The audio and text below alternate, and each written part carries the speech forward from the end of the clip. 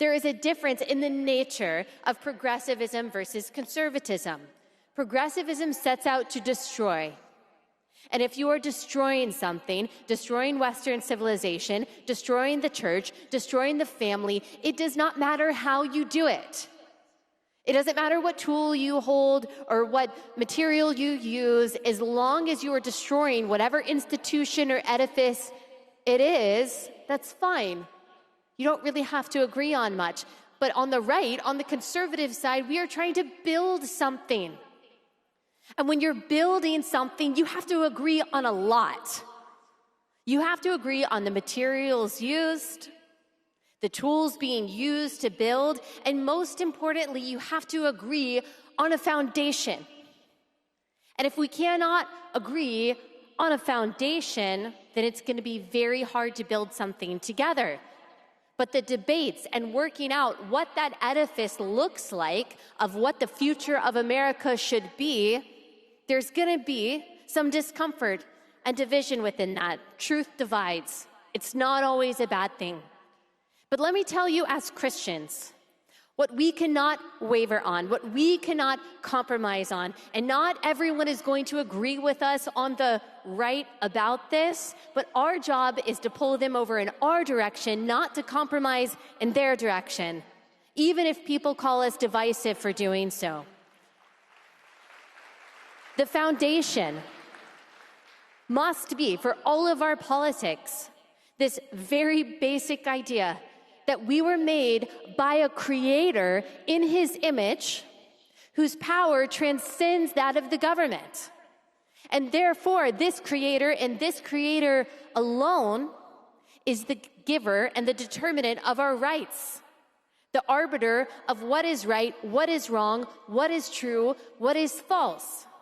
Because without that foundation, what are we doing?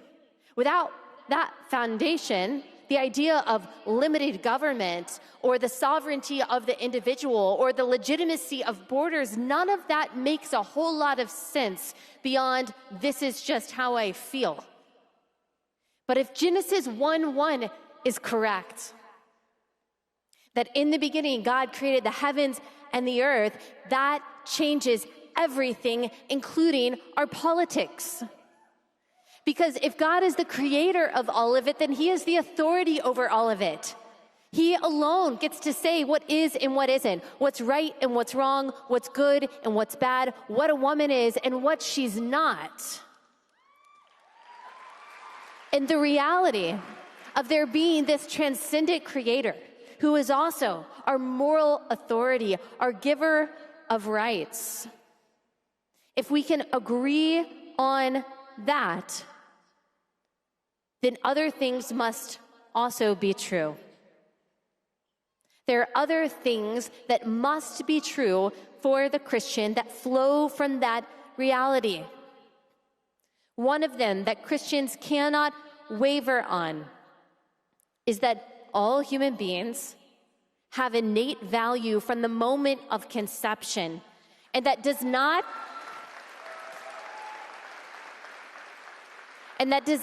only mean that they should not be aborted, but they also shouldn't be tested, frozen, and discarded as embryos.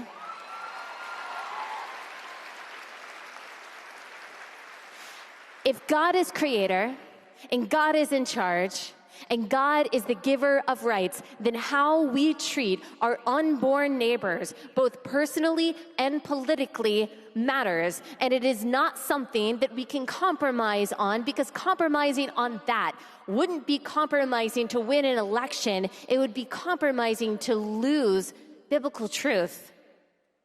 Number two, it's really a twofer, 2 in 1.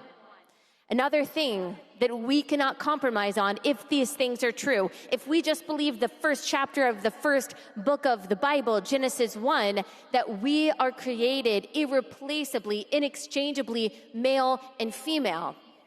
And now most of the right agrees with that. That doesn't even get an applause anymore because it is so obviously true.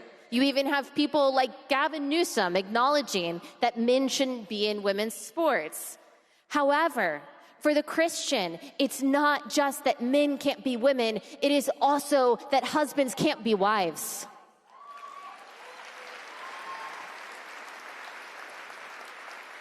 Just as men and women are not interchangeable, husbands and wives aren't interchangeable. A mom cannot become a dad, and a dad cannot become a mom, and children need both.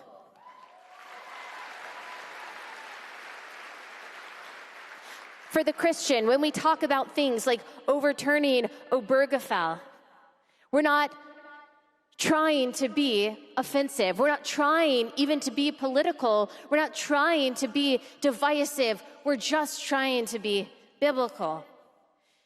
Charlie and I, in our last face-to-face conversation, we talked about this phenomenon of many pastors and many Christians believing that they're nicer than God.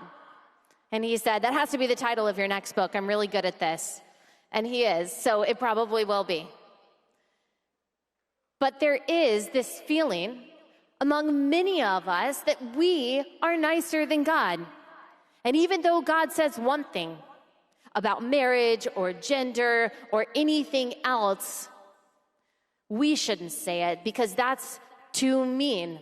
As if we need to let the creator of the universe off the hook. But the good news is that God is love, 1 John 4:8.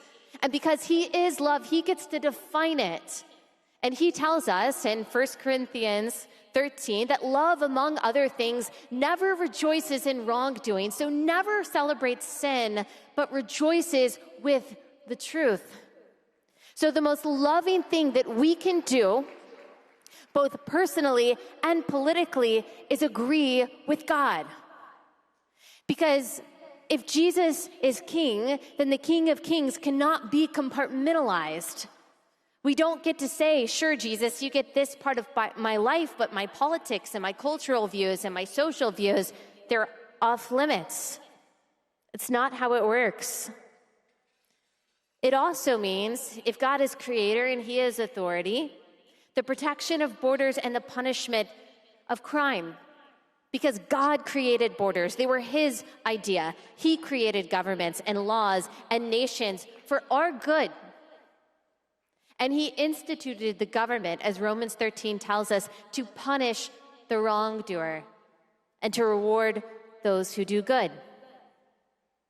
It also means, because I think the foundation of any good future that we have in America is the belief that all people are made in God's image by a God who gives us our rights. It means that Islam is incompatible with Western civilization.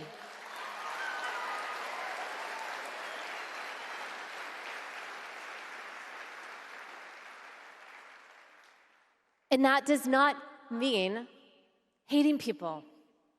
That doesn't mean being rude to people. It means loving people. And it means telling the truth.